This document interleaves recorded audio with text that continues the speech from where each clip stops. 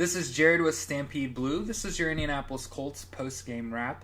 First, I want to make sure I say, hey, happy holidays to everybody, and I hope that you had a great Thanksgiving if you celebrate. The Colts lost today at home to the Tennessee Titans. The final score was 20-16. I saw a stat today that in 9 of 11 contests this year, the Colts have led at the half and have 3 wins. This furthers my point. So long as both offenses are scripting their plays, the Colts on both sides of the ball are going to find nominal amounts of success. This tells me that the Colts' preparation leading into games is pretty good. So long as you're able to kind of predict what play you're going to see out of the formation you see on defense, and as long as your offense, as long as everybody does their assignments against this defense, given their personnel, will have this amount of success against them, the Colts look like they can play with anyone, right? Except, much like every other week this year, the Colts go into the half anyway.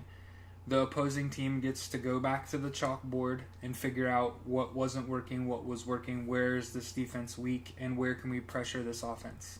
The answer, of course, is you can pressure the Colts up front on the offensive line and make Jacoby Brissett uncomfortable.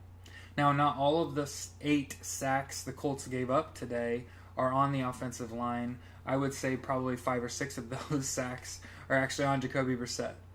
And I would say that he holds on to the ball too long, and he doesn't simply just get rid of the football. He also has a problem sliding. He's not very good at that.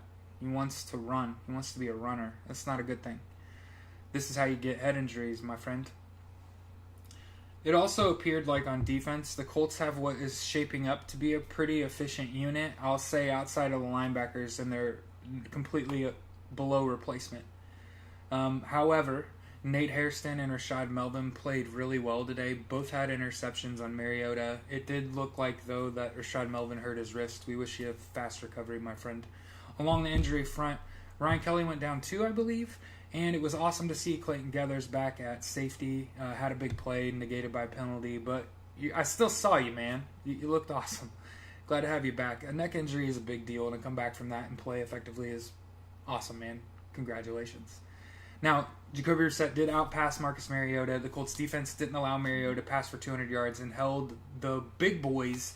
The running backs from Tennessee are their highlight, right? They've got Derrick Henry, they've got DeMarco Murray, and the Colts held both those running backs in check, and that's a tough sell. I will say what's happening on this team is a lack of rotational depth on defense. Not very good middle linebackers. But if you look at Henry Anderson, Margus Hunt, and John Hankin, and Al Woods, and Hassan Ridgeway, the Colts have the makings of a great defensive front, but they lack depth. And today I believe they were missing a guy in the middle. Now, we didn't get gouged or anything, but we also didn't generate a pass rush. And this has been a problem for a while now. Without guys like Dwight Freeney, the Colts just aren't able to do it. I'm sure the Colts will fix that in the offseason, as well as address the offensive line and linebacker positions on this team. However, everything else looks like we're just a couple plays away. Okay? And this is to all the people that have been asking me about Marlon Mack. Why hasn't he been getting more touches? Frankly, Frank Gore doesn't turn the football over.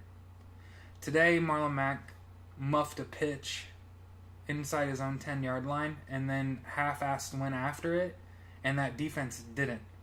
And then we turned the ball over inside the 5 and got scored on. And in a game where points come at a premium, you can't turn the ball over, and you especially can't give your opponent a really short field.